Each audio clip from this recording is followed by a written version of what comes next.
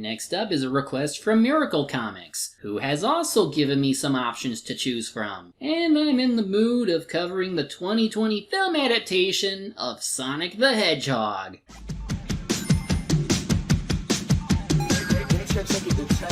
Left my heart and my soul, you see that I ran rings of gold in awards. Sonic doesn't need an introduction. He's been a gaming icon since the 90s because of his fun and engaging platformers. There are cartoons and OVAs that adapted his story, but he hasn't received any live-action treatment. Until recently. After Deke Entertainment tried to produce an animated Sonic movie for many years, Sony would end up obtaining the rights to produce their own live-action movie in 2013. And under Columbia Pictures and Marza Animation Planet, work would begin with an intended release date of 2018. Jeff Fuller would serve as a first-time theatrical director, but the writers included Josh Miller and Patrick Casey, who worked on crude comedies like National Lampoon's Dorm Days and Transylmania. Clearly, they were qualified for this sort of movie. As if that wasn't enough, fans wondered what Sonic would look like in live action, and initial teasers left them unimpressed. SFPD! Meow? Just, ugh. In response to the fan backlash, Fuller announced that the film would take some time to change the design. The release date was pushed back to February 2020, and Tyson Hesse was tasked with the makeover. It's not a bad choice, since Hesse had experience with Sonic media before, and the budget also increased by $5 million to pay for the facelift. And what was the result of all this? Let's find out. We open in San Francisco, where a major battle is at hand, with our beloved Blue Hero, voiced by Ben Schwartz, being chased by a madman with a mustache from the Civil War. Well, I was going to say Eggman, but let's save his reveal for later. So, since Sonic is the narrator, he starts from the beginning. To where he was once a little baby hedgehog living on Mobius, complete with a green hill zone with collapsible cliffs. Sonic lived under the care of Longclaw, voiced by Donna J. Folks. She's an original character, though her design might be an allusion to those owl carvings in Labyrinth Zone. Sonic has been trying to evade his guardian's care, since she's very overprotective, but he's about to regret constantly going outside because... Get down! Of course, he was just a little kid when this happened, and there's only so much you can do without completely restricting someone's mobility and freedom. Despite her best efforts, Longclaw gets shot down in the attack. She tells Sonic about his power and that he must stay hidden and keep said power a secret. Then she uses one of the rings she has, which in this world serve as teleportation devices, to open a portal for Sonic to escape into. If you're ever discovered, use one. Never stop running. Goodbye, Sonic. No!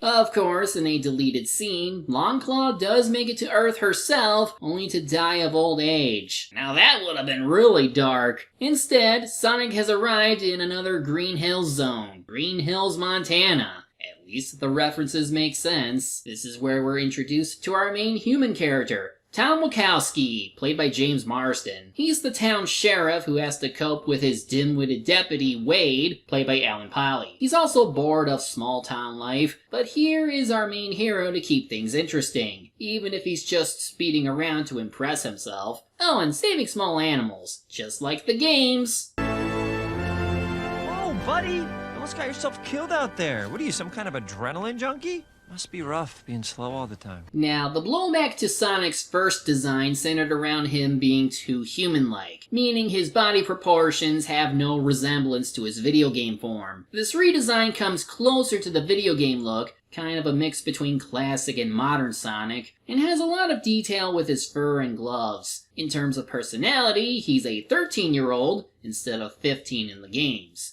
So it's not surprising that he's cocky and childish. And while he's been in hiding, he's had time to adapt to life on Earth for the past 10 years, and has opinions on a few people. My favorite person is the Donut Lord. protector of this town, and defender of all creatures big and small. Well, at least that's one cop doing his part. Speaking of Tom, he's also married to a veterinarian named Maddie, played by Tika Sumpter. Sonic calls her the pretzel lady because she does yoga and, well... Born without bones. Ouch, ouch, ouch. There's also this crazy old guy named, well, Crazy Carl. He's the only one to have spotted Sonic, and refers to him as the Blue Devil. Anyway, as part of the plot, Maddie's helping Tom celebrate his acceptance into the San Francisco PD. Ta-da! San Francisco sucks. Oh. Wrong one. Ta-da!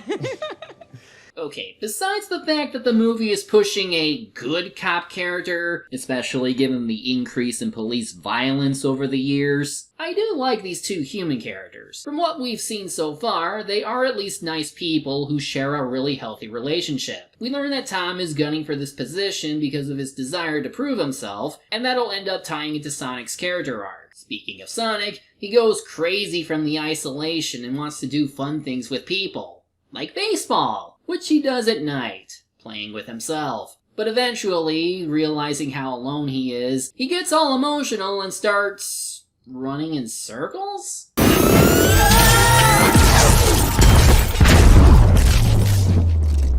I'm sure no one noticed that giant blue explosion, right? Well, now we know why those echidnas wanted you. Whatever that was, the police are trying to find out what happened. Tom notices that the quill that he found earlier in the film has started to glow. Seems to have reacted to the blue burst just now. And this recent incident got the attention of the Pentagon too, because Commander Walters, played by Tom Butler, decides to send a certain scientific mind to get to the bottom of this. Also, hi Gary Chalk. Can't believe you're bringing that freak into this. Neither can I.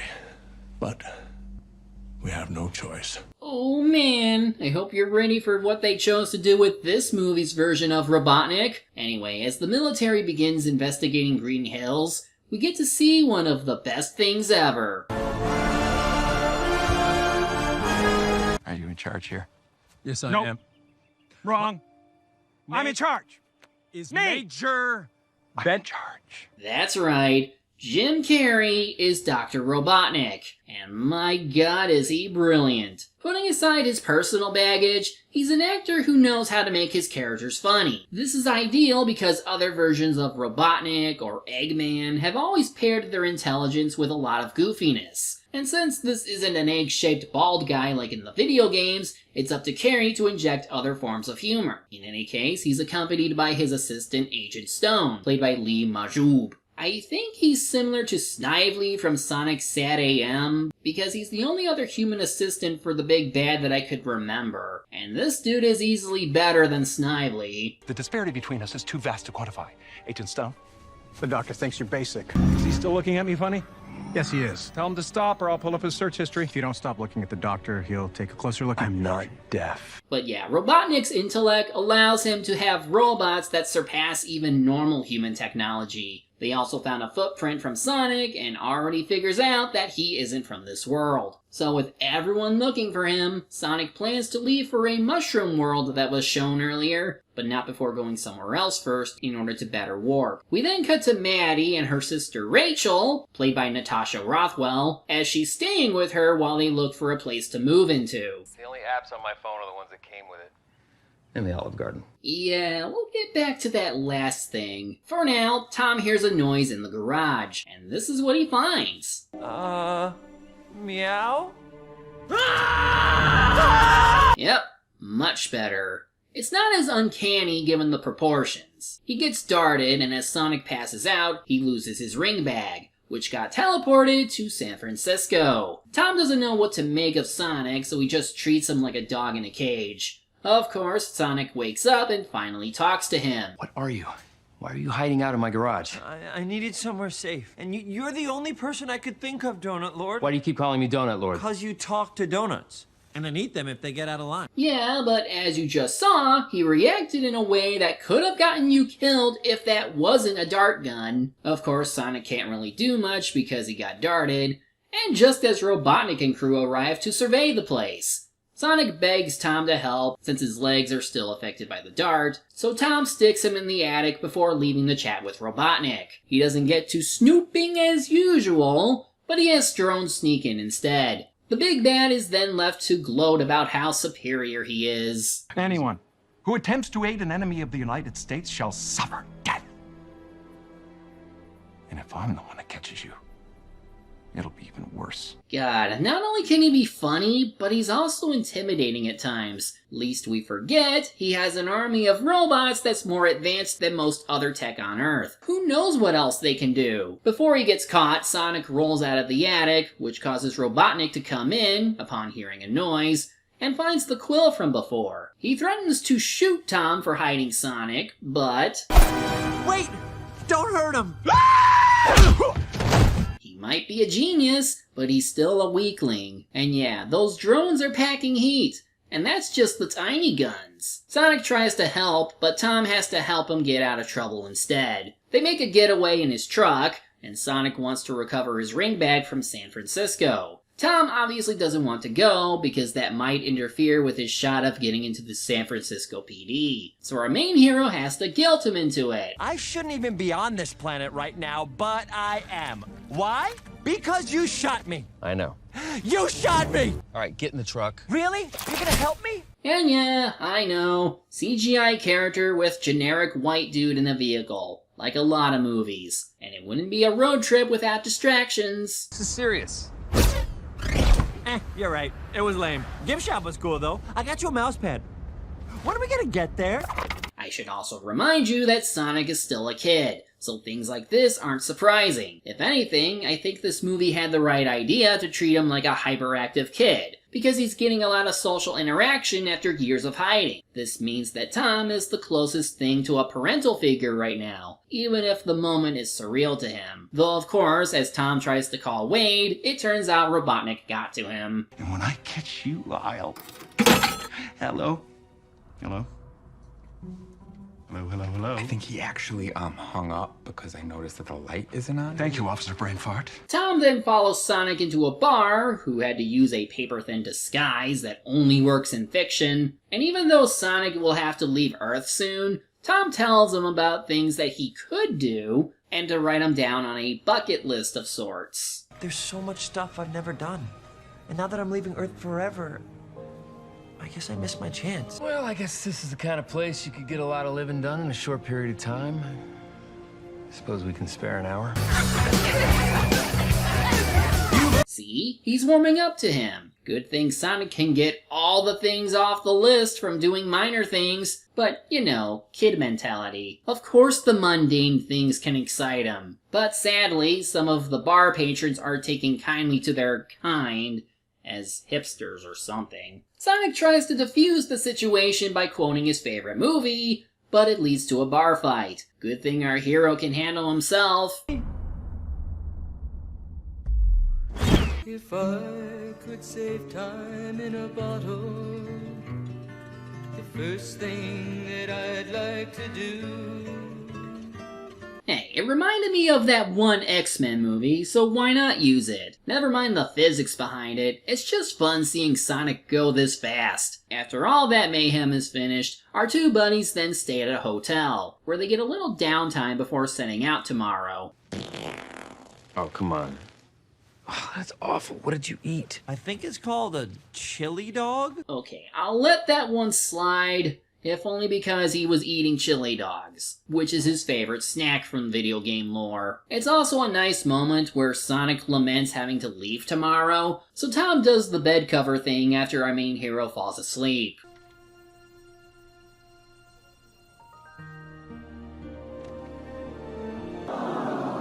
Sadly, Tom is now considered a terrorist because of what happened with Robotnik. And speaking of, he's also on their trail after interrogating one of the bar patrons. During the trip, Tom admits to his boredom towards his sheriff duty, but Sonic is there to offer a new perspective. It's a perfect town and the people need you. Please, I clean out their gutters, I jumpstart their cars in the winter. They could call anybody to do that. Sure, they can call anybody, but they don't. They call you. And that's also a good point. Everyone in that town knows that Tom is trustworthy, So does he really want to throw away all those relationships? In any event, Robotnik's tank drone shows up to attack the two. Sonic is still upset about Tom's choices, since he knows a thing or two about leaving home behind, but he still kicks major ass here.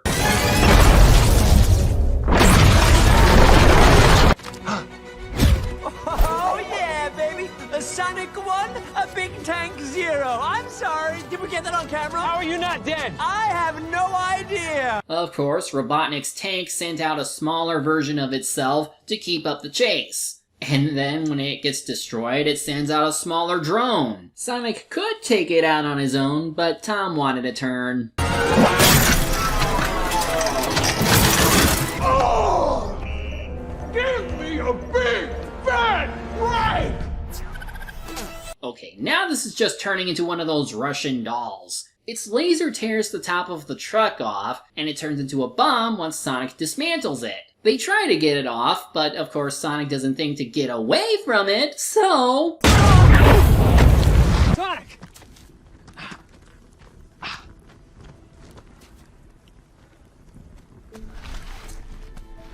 No. Well, that's not good. Robotnik notices some energy from Sonic's quill. He'll be doing something with it soon, but for now, Tom takes Sonic to Maddie and Rachel. Maddie, No, not today. That's emergency. Goodbye. Stop! Bye. Please, Maddie! Don't do this! Please, this is important! Rachel, Wait! let him in. I am calling the police. No, I am calling the FBI. I am calling the CIA. I am calling someone. Don't I'm do calling that. your mother. I mean, in fairness, the news painted him as a terrorist, so it would make sense she'd act like this. At least her daughter JoJo still likes him, and Maddie is just confused over what happened. Oh, catch me, Georgia. In the meantime, Robotnik starts analyzing the glowing quill in as over-the-top manner as possible. I can't show most of the scene, which is pretty good, but I can at least show you how it ended. I just thought you might like a latte with steamed Austrian goat milk. What do I look like, an imbecile? Of course I want a latte. I love the way you make them! Now, obviously, this is a one-sided relationship because Robotnik only keeps Stone around as a tool. But I just love the latter's dedication. That's what probably made him a fan favorite. Getting back on topic, Robotnik realizes the unlimited power from this one quill. It could further enhance his machines. Back with the others, Tom asks Maddie to help Sonic. Feet. Hang in there, buddy. They wake him up with smelling salts, and it's here where she asks, What the heck is going on? Is that thing an alien? Okay, so remember how crazy Carl is always going on about the Blue Devil? That's him. He's real. What is he doing here? What are you doing here? I mean, Rachel is roped up in another room, so if Tom is trying to convince his wife that he isn't a terrorist, he isn't doing a good job. But he tells his wife everything, and that's enough to get her on his side. As for Sonic, JoJo gives him something familiar. No one's ever given me a gift before. I gotta check that off my bucket list.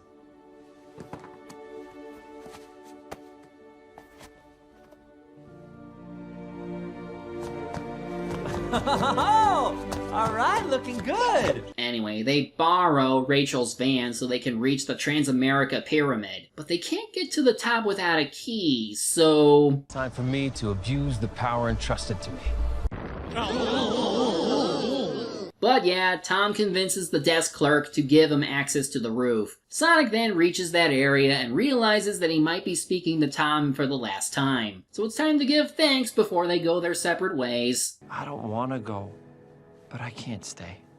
As long as I'm here, I put everyone in danger. I just want you to know that these last 2 days have been the best 2 days of my life. However, Robotnik shows up with his new and improved drones. He's in a red outfit with goggles, so he resembles his video game counterpart a bit more. He gets ready to attack everyone, so Sonic tries to defend his friends the only way he knows how.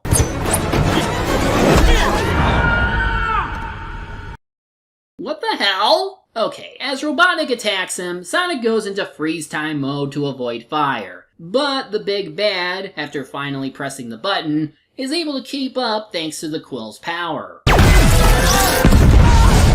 At least Sonic does enough to get Tom and Maddie to Green Hill via ring teleport, leading to a crazy chase scene around San Francisco and other places. I especially like the first instance in France, where this mime looks like he's summoning a ring. I actually think this sort of ring teleporting could be a cool idea for a video game. Maybe this is something that Sega could look into, but who am I kidding? Sonic blinds Robotnik before going up the pyramid to ring jump again, but he gets blasted back into Green Hill. Robotnik flies in for the killing blow, but here's Tom rejoining the fight. Who the hell do you think you are? I'm the Donut Lord, you son of a... Well, he tried. Robotnik then tries to taunt Sonic for having friends that hold him back, but Wade and Crazy Carl tell him to shut up. Just goes to show that this town does appreciate the two in their own little way, but it's Tom's speech that gets me. That little alien knew more about being human than you ever will. His name was Sonic. This was his home. And he was my friend. Friend now, but just wait a movie. Anyway, Sonic recovers when his energy flows out. According to the novelization of the film, this is actually called Chaos Energy, which is a thing in other Sonic media. It seems to enhance Sonic's strength, which explains why he can bust machines, and just in time for the final battle.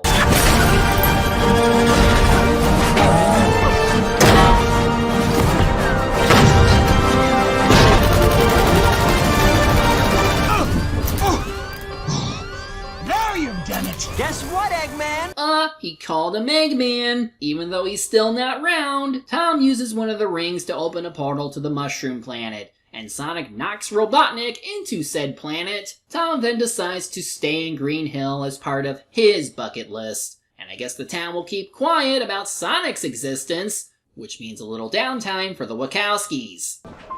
You got it up there? Yes, Mr. Need any more? Manager. You get that boy. Green Hill Zone remix. But it was only a matter of time before Commander Walters shows up, and he rewards the couple with an Olive Garden gift card. You'd think they would actually go there after the movie to complete this shameless promotion, but no. Have you tried their never-ending pasta bowl? It never ends. I'm the government, I'm the government, I'm the reason nothing works. Oh, and I guess they scrubbed the records about Robotnik, and they seem interested in Sonic as well, though given what happens next movie, probably not in a good way. In any event, Tom summons Sonic to spring a surprise. He and Maddie renovated the attic so that it's his new room, with all the things from the cave, and he even has a new race car bed. We then end with Robotnik's time on the Mushroom Planet, and he looks like he's having fun there. Isn't that right, Agent Stone? A lesser man would die here. I'll be home by Christmas.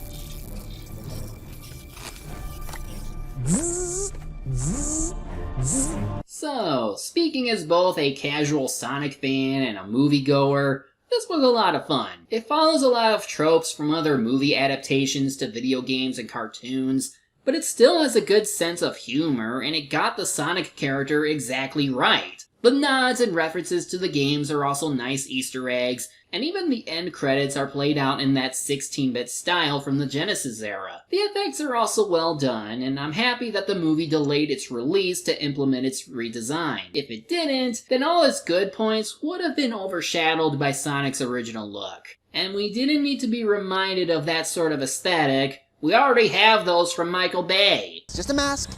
See? Don't freak out. Right?